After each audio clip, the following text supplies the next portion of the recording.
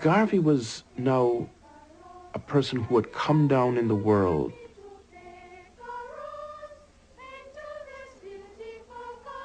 And Garvey would be followed by children on the street, and they would heckle him, and Garvey felt very humiliated by this.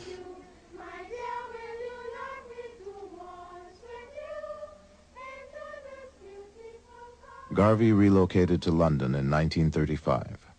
For a time, he had regular speaking engagements and managed to publish a newspaper. A handful of UNIA members, including Jacob Mills, migrated to Liberia on their own. But without Garvey's strong hand, his hundreds of thousands of followers in the United States dwindled to a small band of the faithful.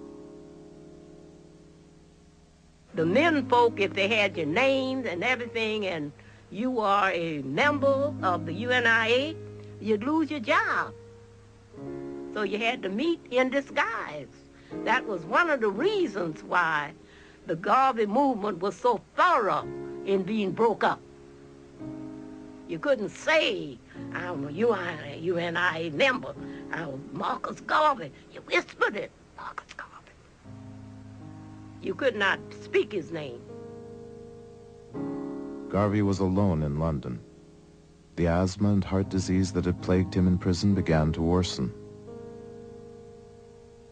Garvey had a stroke in January of 1940, and he becomes incapacitated. George Padmore, who was a columnist for the Chicago Defender, had heard a rumor that Garvey had died, and instead of confirming this, he published a premature obituary. The obituary described Garvey as a man whose followers had deserted him, a man who died broke, alone, and unpopular. When Garvey reads it, he lets out a loud moan and he collapses. He suffers a second stroke. And next morning, he dies. The date was June 10th, 1940. Marcus Garvey died a forgotten man. But his vision of Africa would influence future generations of what he called the beloved and scattered millions of the Negro race.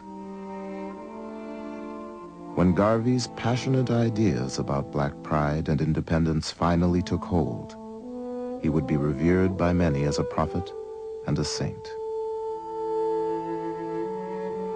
In death, I shall be a terror to the foes of Negro liberty. Look for me in the whirlwind or the song of the storm. Look for me all around you.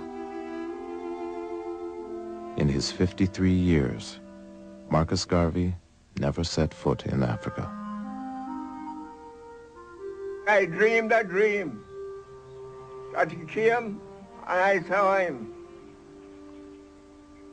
And he said to me, Barnes, do not be worried, for everything is working according to plan. I am not dead. I am only sleeping.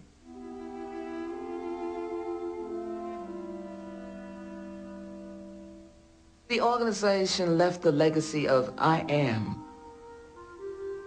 Simply, I am. With no apology. I am. We had never had that up to that time. We belonged to churches where we sang, but Garvey made you stand tall and quiet, looking into the future. And that's a great legacy.